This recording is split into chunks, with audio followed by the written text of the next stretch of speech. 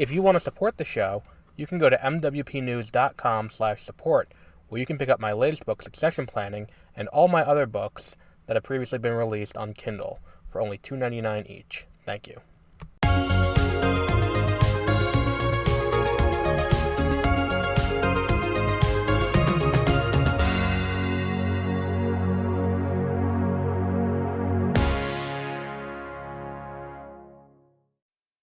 Good morning. Morning, because I record these to go up the next day. And welcome to the Backlog Files. I am Adam. We're going to continue our quest.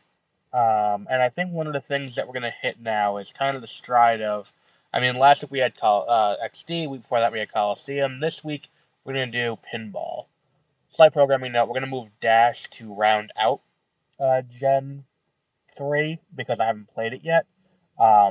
And Trozy I haven't played in a long time, so I want to put that later on.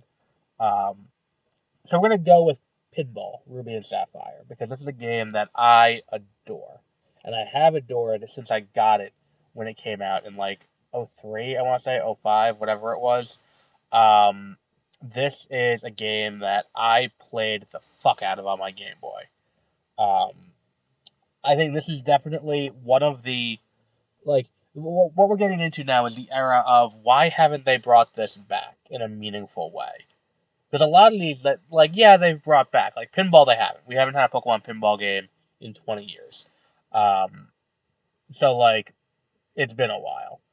Trozy, there was Battle Trozy, which I think had a different gameplay mechanic that was closer to, a Candy Crush than Trozy was, where Trozy was, a mission-based, without the time limits.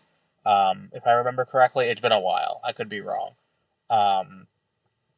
But the point I'm trying to make is, that Mystery Dungeon hasn't had a solid entry in a while. And then there was one other, big one, Ranger, we haven't had in a while either. With Ranger, I have in Gen 3, even though I think that's technically Gen... No, I think it is, even though there is the Manaphy event. Either way, we'll talk about it when we get to it. The point I'm trying to make is, Pinball, we should have had a new Pinball by now. We haven't had one in a while, and we should. So, the basic gameplay is very similar to the Pokemon Pinball we talked about a few weeks back for Red and Blue. The difference is, the game plays more smoothly by a long shot.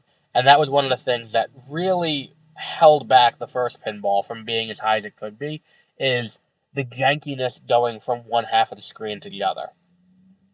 And I think that was, for me, the biggest thing that I was like, what the fuck, you can't get this to work right? And I get there were hardware limitations that existed with the Game Boy, and it's like, alright, I get what you're going for here, and you can't, you want to play smoothly, but it just kind of is a little bit janky. The jumping back and forth. Here, it's all smooth. The camera follows the ball, you go up the field, you go down with the field, all of that. I think the inclusion of hatch mode is an interesting addition this time. If there's one thing that kind of and I know that the answer is to get good, but if there's one thing I don't like about this game, it's the evolution mode, where to do that, you have to, alright, so if you're going to catch Pokemon, you have to hit the ball into the mouth of Sharpedo, or I forgot what the other one was in Sapphire, but you have to hit the ball into this little area. That will activate catch mode. And what you do for that is you hit the ball into the back, you hit the bumpers 3 times, and then it'll spit out, the Pokemon will appear, you hit the Pokemon 3 times, boom, you fought the Pokemon. Hatch mode, you have to either hit the Cyndaquil back into the the little hatching thing, or you have to hit the, you have to hit the, go around this loop 3 times, and it'll hatch an egg. And then when you hatch the egg, you can catch the Pokemon within. It'll go around the board in the middle area. You just gotta hit it 3 times. And then it's yours, you catch it. Then there's evolution mode. And evolution mode is the other thing that I'm kind of I think this could have been handled better. So for evolution mode, it doesn't matter how the Pokemon evolves. It could be level up, it could be trade link, it could be a stone. It doesn't matter how it evolves. Same methodology each time. You need to hit, You need to hit to activate catch after the first time where it starts out. You got to hit the ball up the left side of the thing, go around the loop, and it'll hit this little thing. And when you do that 3 times, it activates catch mode. If you hit it up the left side 3 times, it activates the ability to go into evolution mode. Then after that, you have to hit the ball into the mart. In Ruby, you have to hit it up this thing up to the top into the mart. In Sapphire, you got to hit it into the mart, which is on the left hand side up there. Then once you're in there, you have to get 3 of the evolution items in question, and they're all the same thing. It's all these markers that are all over the board in different spots. Then once you do that, you have to go back down to the middle and catch it. For whatever reason, this is always the thing that gave me the greatest amount of guff when it came to doing this. But fortunately, I think the game recognizes that it's a little bit difficult because you get 2 Pokemon for it. And what does that mean? What does getting 2 Pokemon mean? Well, for every 3 you get, you open up the ability to to battle a boss in a boss stage, in a bonus stage, basically. In Ruby, the first one you get is Kecleon. In Sapphire, the first you get is Dusclops. You got to do various things to unlock it. Then after that, you have to get another 3, and then you get Kyogre or Groudon. If you do that both twice, then you get to Rayquaza.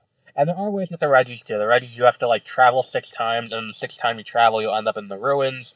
Then if you do catch mode in the ruins, you can get the Regis. It's a really interesting kind of gameplay loop, to see kind of what happens. And it's the kind of game where it's like, this is a game that I'm surprised. Number one, why is this not on Switch Online yet? This is a slam dunk game to put on Switch Online. Create a leaderboard, boom, easy win for Nintendo. Why is it not on Switch Online? Number two, the question is, why is this not a new version of this? Why is it not just a pinball game every generation? With a map based on, whatever region, with the Pokemon from that region, just a nice little selection of Pokemon from that region. It's not like you can just reskin basically the same game each time and do it like that. It's not like you have to rework the physics each time. It's just the same general conceit. Look at there's that Pinball FX game. And if you sell 1 million copies, then that's not a terrible thing. I'm not saying you got to sit here and have it aim for the numbers you get from Pokemon, the main franchise, or even the numbers that you pull out of Pokemon, what's it called? Like the numbers of Pokemon Go pulls, in bonus purchases, or the numbers that, what's the other game that gets pulled? I was looking for a moderate return on investment. And I think that this is a perfect way to do that. And if you sell it cheap enough, people will buy it. I'm just surprised they haven't gone back to this because it is such a fun way to play through these things. And it's a perfect little pick up and play game. It's not a game that you have to sit here and play for hours and hours and hours on end. I've done it. I have played this game for way longer than I ever should, but where was I with this? Yeah, I think this is a solid enough entry, and I think that this is something that, I've sank a lot. That's where I was. I was sinking a lot of time into the game, playing it as a kid, and I feel like it's the kind of game where, yeah, it's an easy rabbit hole to fall down, especially if you get onto a good streak and all of that. Yeah, I would recommend this. This is one of the better, Pokemon spin-offs, and it's kind of weird that we never really have revisited it. Now let's go to our rankings real quick and see where we are. On this.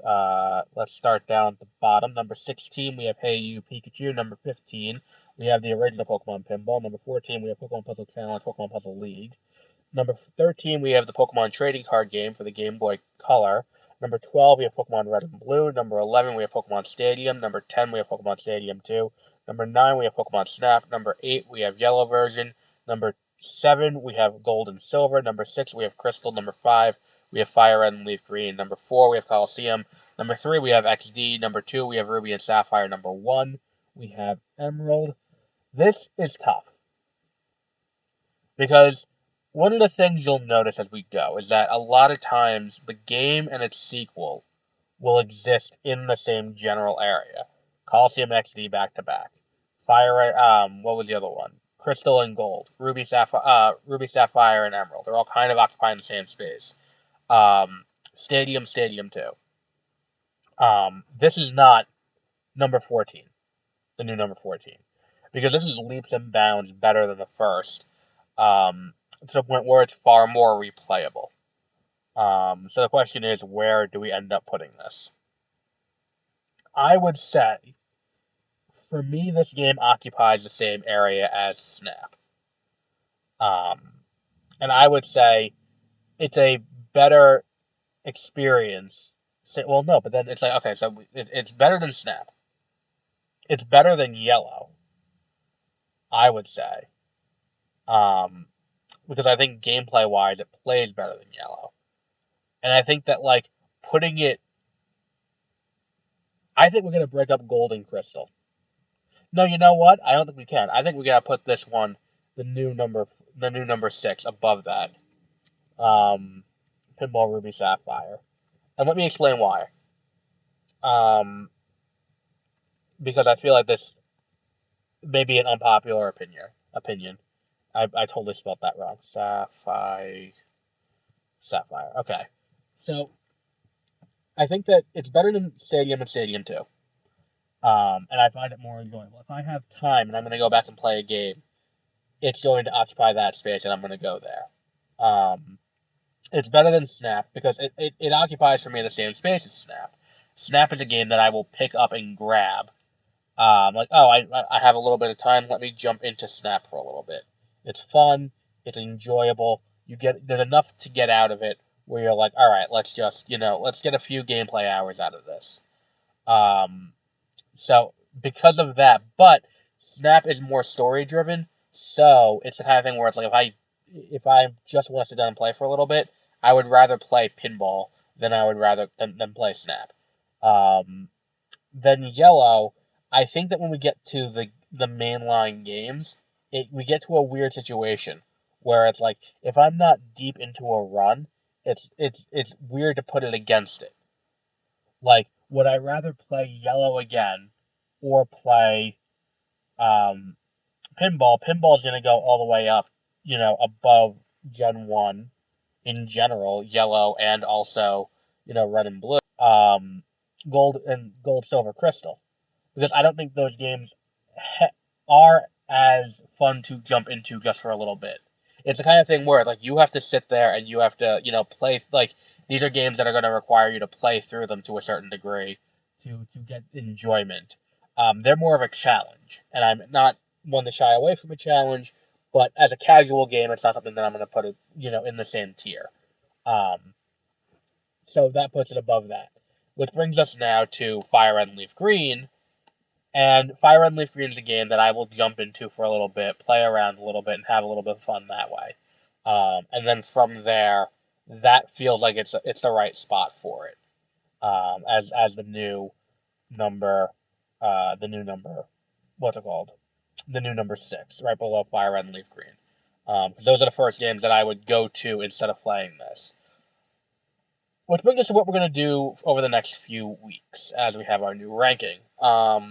Next week, we have the spiritual successor to Hey You Pikachu, and we'll discuss it. It might be an actual sequel to Hey You Pikachu, Pokemon Channel. Then we have Pokemon Mystery Dungeon, Red Rescue Team, Blue Rescue Team. Then we have Pokemon Ranger, the first one.